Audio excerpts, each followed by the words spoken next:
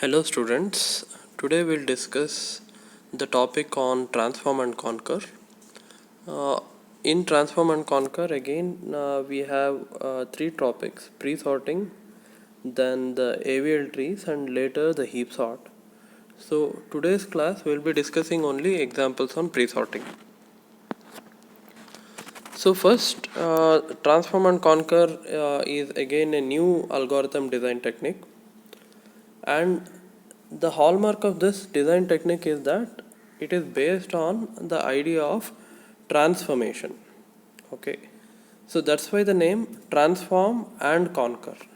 And as the name itself suggests, it works as a two-stage procedure. In the first step, which we call as the transformation stage, the problem instance is modified to a different form that is amenable to the solution. So what we are doing is the input instance, let's say the data that we represent as the input, before we actually calculate the solution for the problem, what we do is we transform the problem's instance into a different form which is more convenient for us to solve the solution. Once we have converted this into an convenient way, next we go on to the second phase, which we call it as the conquering phase, and here in the conquering phase we solve the problem. Okay, so the idea of transform and conquer is that it's a two-stage process where we first transform the input to a convenient form and then solve the problem. This transform and conquer has three different variations. So as you can see in the diagram here, so the input is the problems instance. This problem instance, you convert it into a simpler instance, which is called as instance simplification, and then try to solve. That is one variation. In the second variation, what you do is you change the way you represent the problem instance itself. Okay, so this is called as representational change, and then we solve the given problem. The third variation, what we do is we convert the problem into another problem instance for which we already know the solution, and then we solve it. So these are the three different variations. Let's look into each of these variations in slightly more detail. So the first variation involves transformation to a simpler or more convenient instance of the same problem. So we call the first variation as instance simplification. So here we don't choose any new kind of a representation, rather one problem instance is converted into another convenient instance of the same problem. This we call it as instance simplification. Let's take the example of searching. For example, I have a set of elements among which I want to search for a particular key element. Okay, so one way to do it is by employing linear search, but as you know, linear search is inferior because its worst case time complexity is in n. So what we do is we sort the array now. Okay, so let's say you are given a set of elements which are not ordered. So what we do is we take that unordered instance and convert it into another instance which is already sorted. Okay, so this is how we convert the problem instance into a convenient instance. Now that the elements are sorted, we can now employ binary search for searching any element in this list. And as you know, binary search is much faster when compared to the regular sequential search. Okay, so this variation again, where we transform a given problem instance into a simpler or a convenient instance of the same problem, is called as instance simplification. Okay, so our topic that we are going to discuss today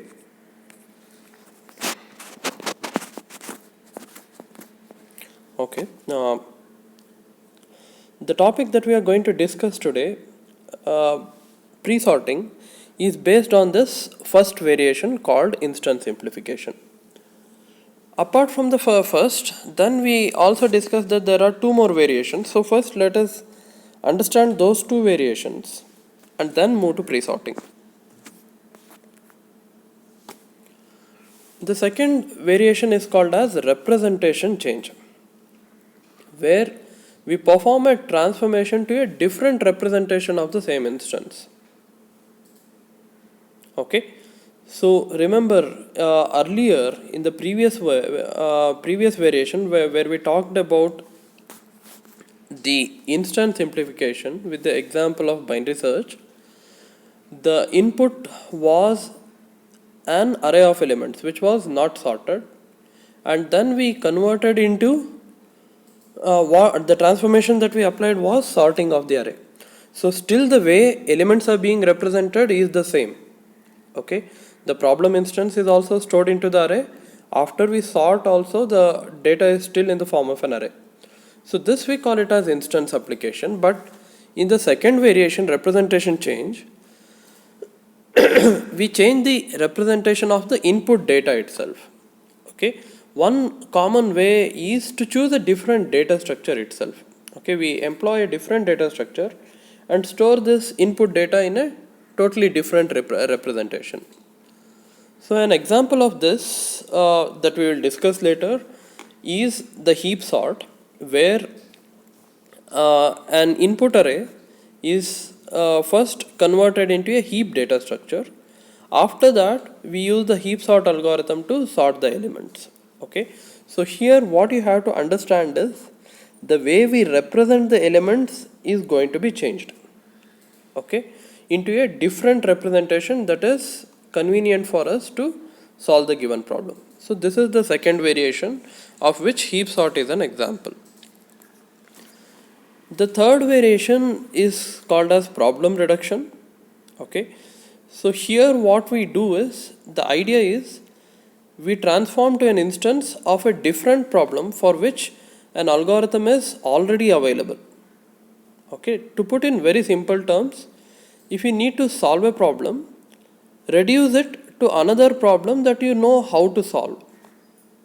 Okay, and that's why the name called as problem reduction.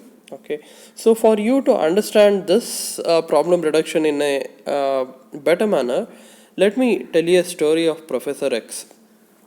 So Professor X was a mathematician, and he saw his every day he used to see his wife make coffee for him. So he noticed that whenever his wife wanted to make coffee, she would pull out the kettle from the cupboard, pour water into it, and then put it on the stove, and then add the coffee powder. Okay, so this was a routine thing that he noticed every day. One day, his wife was out for some task. Okay, she was not at home, and the Professor X was supposed to make coffee for himself. So what the professor did was,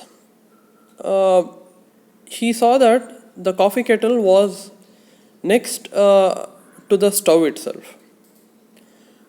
Rather than put the coffee kettle onto the stove, what he rather did was, he put the kettle back into the cupboard, and then from the cupboard he brings it back, places it onto the stove, then pours water, and then followed the same routine as he saw his wife followed. Okay, even though this story appears to be funny, there is a very important idea here. Okay, and this strategy is called as problem reduction. Okay, as we said earlier, if you need to solve a problem, convert it into another problem for which you already know how to solve that particular problem. Okay, that's the idea of problem reduction. So you have already seen this example. Let's say that we want to compute the least common multiple of two numbers m and n. Okay, so what you are supposed to do here is you have to first read the two values m and n and obtain all the multiples of m, obtain all the multiples of n. From them you are supposed to identify the common multiples, and later from among the common multiples you are supposed to choose the least common multiple. Okay, uh, but however, as we had seen in the introduction to algorithms, okay, this particular procedure has lot of ambiguities. Okay, so rather than employing this particular procedure, what we do is we already know a solution to how to compute the GCD of two numbers, right? So to compute GCD of two numbers, we have this classical Euclid's algorithm. So using the Euclid's algorithm, we find the GCD of m and n, and then we use that we use the relationship between LCM and GCD to compute the LCM. So you know that LCM of two numbers is nothing but product of two numbers m and n divided by GCD. So now to find out LCM of two numbers, what we do is, okay, so here is where the problem reduction comes into picture. We now convert this problem of finding the GCD of m and n, and then once we obtain the GCD of m and n, we divide it by the product of m and n, which gives us the LCM. Okay, so this idea where we transform the problem instance into a different problem for which we already know the solution is called as problem reduction. Now we start discussing specific examples of transform and conquer. Okay, so first we discuss pre-sorting. So pre-sorting is a strategy which is an example of instance simplification. Okay, you do some prior work and simplify the instance. Okay, so the input instance is transformed into a convenient instance which make the conquer phase easy. So transform and conquer has two phases. First one is the transform phase and second one is the conquer phase. So during the transform phase, we transform the input instance into another form. Okay, again when I say into another form, the converted instance will also be related to the problem itself. It will also be another instance of the very same problem, but it will be more convenient to solve this particular instance. So to understand the idea of pre-sorting better, we are going to look at three different examples. First one is checking element uniqueness in an array. Okay, this is something that we have already discussed, probably in the brute force method. Second one is, given a set of elements, we want to compute the mode of the elements. The third one is the searching problem. We want to search for an element. Okay, so first we'll look at the first example, checking element uniqueness in an array. So checking element uniqueness in an array. So given a set of elements or a list of elements, you are supposed to find out whether the array contains any duplicates or all the elements are unique or not.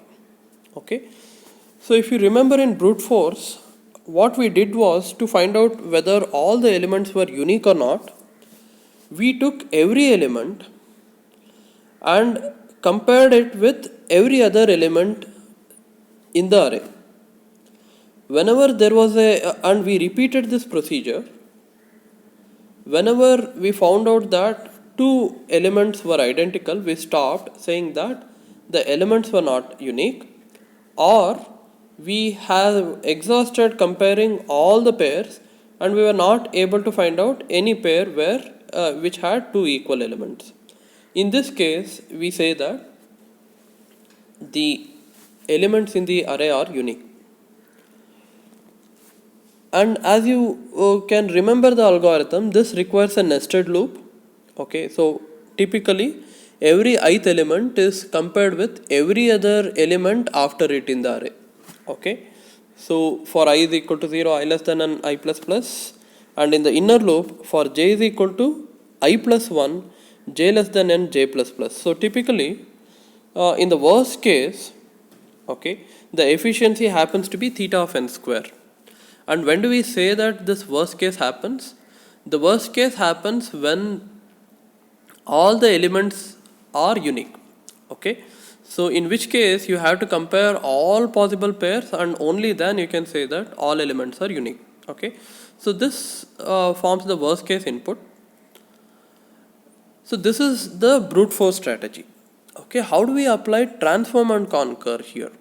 Okay, so alternatively, another way is, instead of directly comparing all the pairs, what we can do is we can sort the array first, and then instead of checking every possible pair, we check only its consecutive elements. So if the array has equal elements, because they are sorted, these equal elements should be next to one another. So you can clearly see that at most you would require only n comparisons, because you are comparing only adjacent or consecutive elements with one another. So this is a significant improvement, considering that the worst case efficiency was in theta of n square. However, you should not be of the view that the efficiency is now linear or n. Okay, so let's first look at the algorithm, and later I will delve into the analysis part.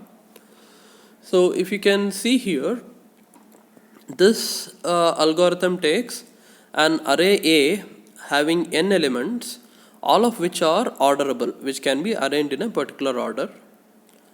The output is, it returns true if A has no equal elements or no identical elements. Otherwise it returns false, even if there is one pair of elements which are equal to one another. So now the first stage in this algorithm is to sort the array. Okay, use some sorting algorithm and sort the array. Okay, so this is the transform phase that we were talking about. Okay, the input array, which was not in sorted form, is sorted, and now this is a much more convenient instance. But remember, the way we represent the input hasn't changed. The input was also an array of integers. Thus, after transformation, it is also an array of integers, but the only difference is that it is a different instance, that the elements of the array are in sorted form. So once the array is sorted, okay, so we need to compare only adjacent elements. So we start this element comparison from the first element and go on till the second last element, because we cannot compare the last element with any other element, because there are no more elements to compare with it. And that's why the loop runs from for I is equal to 0 to n minus 2. Okay, and what are we supposed to compare? We are supposed to compare adjacent elements. Okay, and hence the elements being compared are a of I is equal to a of I plus 1. If at any point this condition is satisfied, we don't need to check further more pairs. We stop the algorithm there and we return false. If the condition is not true, then I is incremented. We go on to the next pair of adjacent values. We again compare them. So this process keeps on repeating, okay, till we either have found a pair which are having the same values, okay, a pair of adjacent elements, or we have reached the end of the element, we have compared the second last element with the last element, and they are not identical, in which case the for loop finishes its execution. Coming out of the for loop, finally we return true, saying that all elements are unique. So let's have a look at the efficiency. So here the running time of this algorithm is the sum of the time spent on sorting and the time spent on checking consecutive elements. Okay, so this algorithm that we elaborated in the previous slide has two steps. In the transform phase, we are sorting the array. In the conquer phase, we are finding out whether there are any duplicate elements. So the total time for this algorithm obviously is the sum of two parts. First one is the time taken to sort the elements. Second one is the time taken to scan through the array by comparing adjacent elements to find out whether there are duplicate elements. So mathematically we can use T of n is equal to T sort of n, which is the time spent in sorting the array, plus T scan of n, which is the time spent in checking for duplicate elements. Suppose for the sorting part, let's say that we use a quadratic sorting algorithm. Then the entire algorithm will not be efficient than the brute force. In the case of brute force also, the time complexity would be theta of n square. So if you are using a quadratic sorting algorithm, T sort of n will be in n square, T scan of n will be in a linear order, which is n. And we have already understood in the efficiency analysis that if an algorithm has more than one part, the overall efficiency of the algorithm is the efficiency of its least efficient part. So first part has an efficiency of n squared, that is the T sort of n, and the second part has an efficiency of n, then the overall algorithm's efficiency will be n square, because sorting takes more time. Okay, in this case, okay, it is more inferior. N square is inferior compared to n. Rather than using a quadratic sorting algorithm, suppose we use a better sorting algorithm, let's say like merge sort. Okay, if you remember, in case of merge sort, okay, the worst case efficiency is n log n, or in other words, for any kind of an input, okay, be it the best case input or the average case input or the worst case input, the property of merge sort is that the worst case efficiency will always be in n log n, and hence we can say that merge sort is a good sorting algorithm. So now if we use merge sort here, then the overall efficiency of the algorithm will improve. Okay. So again, if we calculate the efficiency here, T sort of n on using merge sort will become n log n. And the scanning part for finding out whether there are duplicates is in the order of n. It has a linear order of growth. And among n log n and n, we see that n log n has a higher order of growth, and therefore the overall efficiency of the algorithm will be n log n. This way, the worst case efficiency of the entire pre-sorting based algorithm will now be n log n, and when we compare it to the brute force approach, in case of brute force it turned out to be n square. So this way, using pre-sorting, we are able to improve the efficiency. Okay.